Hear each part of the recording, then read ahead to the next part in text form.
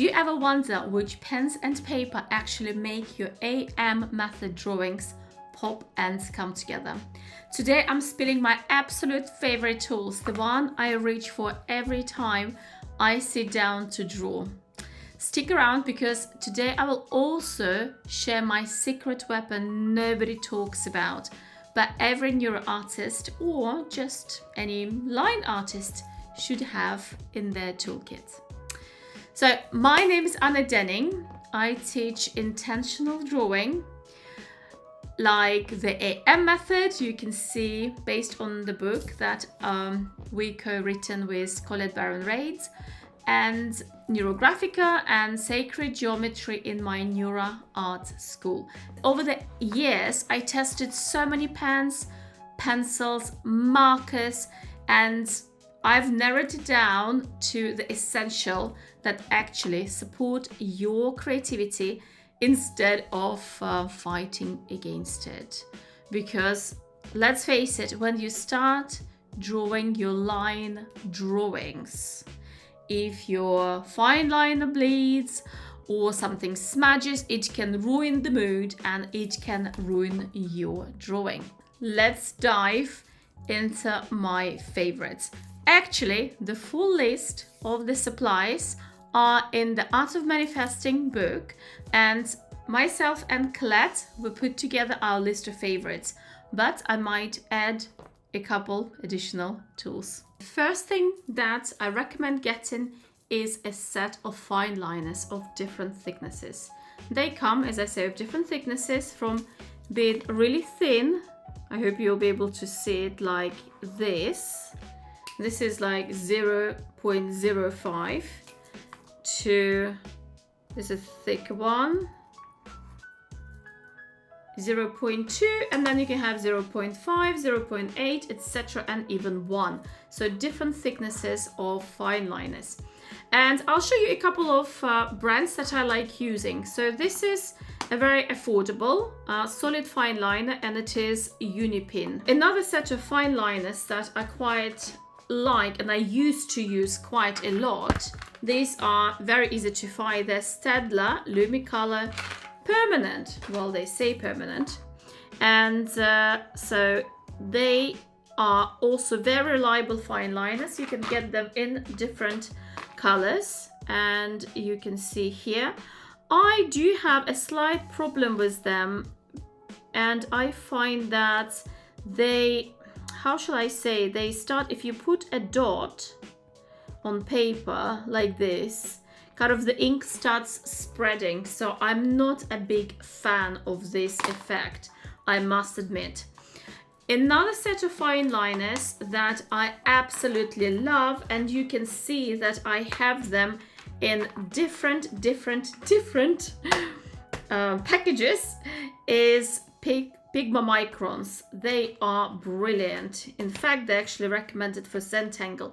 And the reason why they're so fabulous is because they are very permanent, they don't smudge, they don't bleed, and they're great. So I'm going to show you. So this is a special, I've got special edition, I've got just normal edition. They come as fine liners, they also come in brushes, and they also come actually in different colors as well. So you can see I've got one set that's got different colors, and I actually sometimes take it when I go traveling and when I want to try different things. And you can see again, they come in all the different sizes. So I will show you. Oh, this is quite a thick one. Oh, this one is actually started drying a bit, because you can see the surface area is much bigger. So this is actually almost like a calligraphy pen, this one, the one that I picked. So if we start drawing lines, let me find another one. You can see that it creates really nice line. What I absolutely love about these guys is that it does not bleed. I picked a really a really thin one here. The easiest test to do to see if the color bleeds or it doesn't bleed is the test by text highlighter.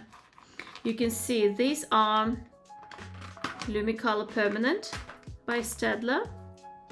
If I go over, you can see that it does not bleed. The Unipins as well, see, they don't bleed. And Pigma Microns, they don't bleed either.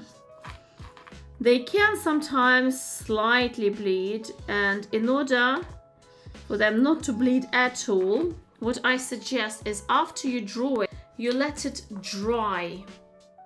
You let it dry, and then it basically kind of sets on paper, and then you can go over with color. Another brand that I absolutely adore is Tombows. They are absolutely gorgeous. And the reason why I like them so much, because you can actually create different thicknesses of lines. So if I press kind of slightly sideways, you know, it creates thicker line. If I go with the tip, it creates a thinner line. The solid pens that I can recommend for a very budget option, you go for Lumicolor Permanent by Staedtler. So it's this here, but as I say, the downside that it does spread a little bit. Then you can't go wrong with Unipins. They're a fantastic brand. And obviously Pigma Microns, they are fantastic. In terms of calligraphy pens, look for permanent pens, and for example I can always recommend the Tombow brand. Okay, now let's talk text highlighter. And for the purposes of the book, I absolutely adore it. I love it. I'm so excited for it because the practices that we show are so simple. It is just doodling, but at the same time, if you do those practices, you can manifest the life that you desire. For the purposes of our book, we use highlighters, and you must have yellow highlighter. And the text highlighters that I like using are either Staedtler. I've got the whole kind of set here, but I mainly use obviously that kind of neon yellow highlighter. Or I must admit, I use either neon yellow or a more yellow variety of it. Or another brand that I like very much is the Staedtler highlighter. Okay, so I use it all the time, and I've got one here. I was showing you the lines with this text highlighter, but it also comes as sets. Or if you don't want the whole set, just buy neon yellow. In terms of colored pencils, go oil-based if you can. My favorite brand is Faber-Castell Polychromos pencils. They are my go-to. I pretty much always use their pencils. I have a really large wooden box of them. Also, Caran d'Ache Luminance pencils are fantastic. If you want something affordable, you can go, I really like Giotto Stilno. They have fantastic bright colors. Or another tip is if you go for watercolor pencils, they're great as well, because they're normally quite concentrated and bright, and if you want, you can use a little bit of water to create a really interesting effects. Now let's talk paper. Smooth is the secret. I absolutely love Faber-Castell A5 sketch pads. A5 is the paper size that is half of the printer size paper, and I absolutely love it. But I also use Canson paper and Winsor & Newton mixed media paper. I suggest going for quite heavyweight paper for 140-160 grams by square meter. I also really recommend getting something like this, the glued sketch pads, because it is very easy to pull a page out, and if you want you can later put it in a frame and display it. Most of the drawings that I did for the book were done on A5 size paper because it's extremely easy to use and it's very manageable. If you decide to go and do large vision boards, then we recommend using heavyweight Bristol board.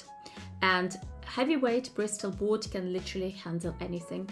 Markers, alcohol-based markers, pencil, mix of both, even some watercolors. So I highly recommend Bristol board for that purpose. And my promised secret weapon is normal cheap printer paper. Always keep cheap printer paper next to you. Why? Because it takes the pressure off. You can experiment, doodle freely, warm up your creative muscles before diving into your masterpiece. So I use either normal cheap printer paper, or I also have different relatively cheap albums. So I can just pull a piece of paper out, or I can draw in my album. So which of these do you already use, and which ones are you excited to try?